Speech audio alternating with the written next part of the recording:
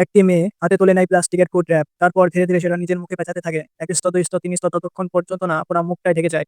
তারপর সে নিজের মুখে জোরে চাপ দেয়। এতটাই শক্তভাবে যে শ্বাস নেওয়ার কোনো সুযোগ থাকে না। অল্প কিছুক্ষণের মধ্যেই দম বন্ধ হয়ে আসে। শ্বাস নিতে না পেরে সে ছটফট করতে থাকে। অবশেষে আতঙ্কে সে প্লাস্টিক ছিঁড়ে ফেলে। কিন্তু এতগুলো স্তরের কারণে ফাঁক খুঁজে পেতে বেশ কষ্ট হয়। কোনোমতে মুখের দিকটা ছিঁড়ে ফেলেছে। এই অভিজ্ঞতা তাকে মৃত্যুর স্বাদ বুঝিয়ে দেয়। কিন্তু মজার বিষয় হলো সে আত্মহত্যা করতে চায়নি। বরং সে চায় কিছু অনুভব করতে। কারণ তার জীবনে সবকিছু যেন খুব নিখুঁত, অতিরিক্ত নিখুঁত। নতুন যে শহরে সে এসেছে সেখানে জীবনযাপন নিঃসন্দেহে বিলাসবহুল, নিয়মমাফিক এবং নিরাপদ। প্রতিদিন সকালে শহরের সব নারী একসাথে তাদের স্বামীদের বিদায় জানায়। মজার বিষয়, প্রতিটি পুরুষই একই পেশায়, সবাই একই সাথে কাজ করতে বের হয় এবং জীবনযাত্রার মানও একই। এই সুশৃঙ্খল জীবনের মাঝে হঠাৎ একদিন নারীটি জানালা পরিষ্কার করার সময় দেখতে পায় তার পেছনের দেয়ালটি ধীরে ধীরে তার দিকে এগিয়ে আসছে। সে জানালার কাঁচ আর দেয়ালের মাঝে আটকে যায়। দম বন্ধ হয়ে আসে তার। কিন্তু পরের মুহূর্তেই সবকিছু আবার স্বাভাবিক হয়ে যায়, যেন কিছুই ঘটেনি। কিন্তু পাশে থাকা দাগ প্রমাণ করে এটা কোনো কল্পনা ছিল না। পরে রান্না করতে গিয়ে সে আরো একটু অদ্ভুত জিনিস দেখে। প্রতিটি ডিম ভেঙে দেখে সবগুলোর ভেতরে ফাঁকা, কোনো কুসুম নেই, কোনো সাদা অংশ নেই, শুধু খালি খোলস। এটা দেখে তার সন্দেহ আরো বাড়ে। সে বুঝতে পারে এই জায়গায় আসার পর থেকে তার পুরনো স্মৃতিগুলো কোথায় যেন হারিয়ে গেছে। সে ভাবে সত্যিই কি কখনো এই শহরের বাইরে গেছে? কেন তার চলাফেরা কেবল নির্দিষ্ট এলাকায় সীমাবদ্ধ? তার কৌতূহল চরমে পৌঁছে যায়। অবশেষে একদিন সে সিদ্ধান্ত নেয় শহরের সীমানা ছাড়িয়ে যাবে। সে একদিন বাসে ওঠে।